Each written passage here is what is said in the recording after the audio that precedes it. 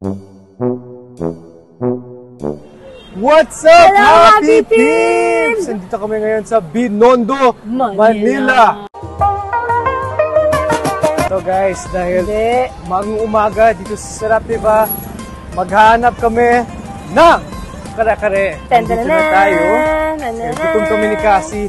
Nandito kami ngayon sa Monclong! Dito sa Binondo. Welcome sa store namin dito sa Binondo, which is specialized sa kare-kare. Meron kaming lechon kawali kare-kare, meron kaming pata kare-kare, at meron din kaming beef kare-kare na which is pure meat. Laman ang gamit namin. Wala laman loob. Then kung gusto nyo naman na magkakasama siya, meron kaming overload kare-kare. Naku po, for 250 pesos lang, may pata na, may lechon kawali, may beef pa. May beef. Then with some veggies. Try na natin. Mag-order na tayo. Ni Sir Monclong. Okay, let's go. Let's go. I'm excited. I love bagoong.